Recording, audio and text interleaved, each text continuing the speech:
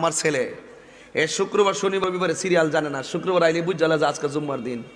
বাবা মসজিদে যাব, আমার আঙ্গুলে দইরা মসজিদে যায়।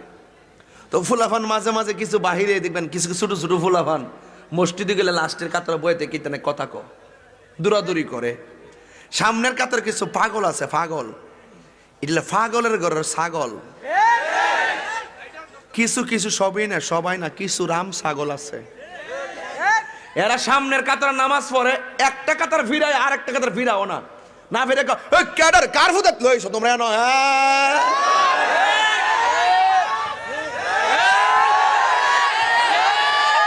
হাত তুলে বল, ঠিক কি না বল?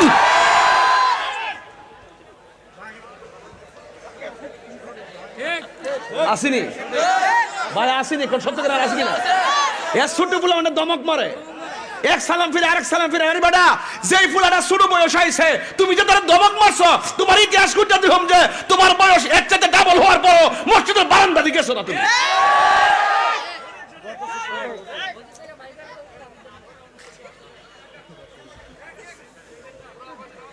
অনেকটা ওয়াজ করলে তো আমরা কেমন গণ শুরু করছি না, আর হ্যাঁ শুরু করুন।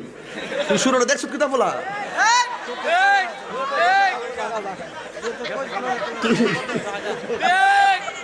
এই মুস্তাক ভাই বাকছে কিন্তু একটু বাপ ঢাইলে শুরু এবার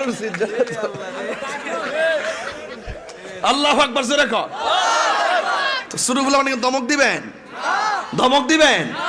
শুরু ফুলাবান্ডির প্রয়োজনে প্যাম্পাস পরে লয়ে যাবে, কথা কোন ঠিক না বেঠিক? এ ফসল বলে যদি মসজিদে না পড়ে হিয়া নবর অসুবিধা নাই।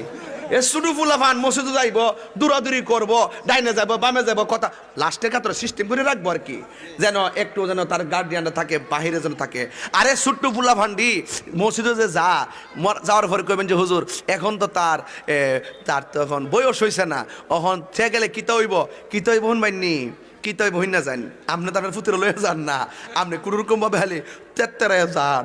ছোট ফুলাফান যখন মসজিদে যা, অথবা ছোট বাচ্চা যখন মার দেখা দেখি বাপের দেখা দেখি যখন রুকু দে সেজদা দে, মাঝে মাঝে কিছু নাতি আসিনি ভিডিও গিয়ে উড়িনি, ভিডিও উড়ুনি নামাজের ভিডিও উড়ুনি, নামাজের মসল্লার সামনে দিয়ে জাগানি জায়গা, আবার মাঝে মাঝে রুকু দে সেজদা দে।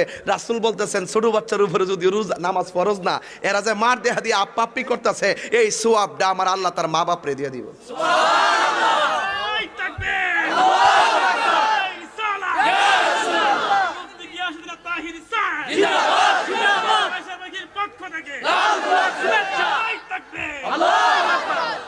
আমি ঠান্ডা ভাষায় কথা কইতারি না, আমার একটা সমস্যা হইল এটা।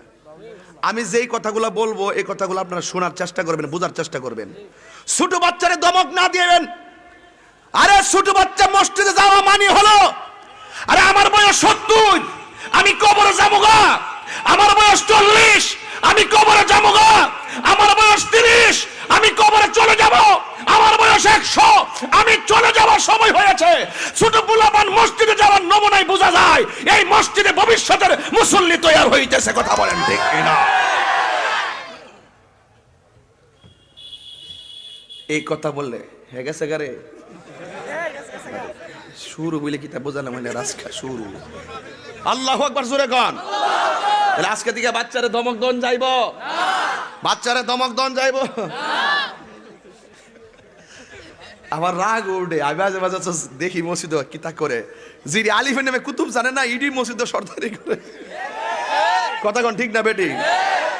হ্যাঁ রুকু দেখো এ দিয়ে নামাজ সেবেন হারোয়া গরি ফেলছা।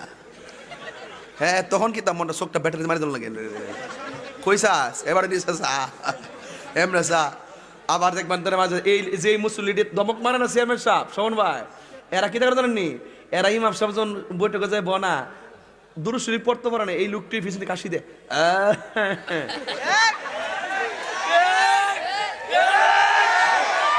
দেখবেন সারাদিনও কাশি দেয় না, মসজিদে গেলে কাশি আমাদের কোনা দামারে, আমাদের কোনা মারে। আর বাফাই যে দোকানে বই রয়েছে যাই আড্ডা মারতেইব, ইমাম সাহেব মিস কল দেয়, থাকদা সালামটা ফিরেলেন, আমার তো শেষ।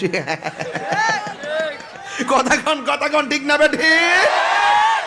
চালাকি করবা, অন্তর খবর জানে কে? এই জন্য আমি ওয়াজের শুরুতে কইছি তিনটা জিনিসের মধ্যে যত্নশীল হইতিব। একটা হলো অন্তর, আর একটা হলো দেহ, আর একটা হলো কাফর। আরে বেটা দেহ অন্তর, এই অন্তরটা ঠিক রাখতে হইব।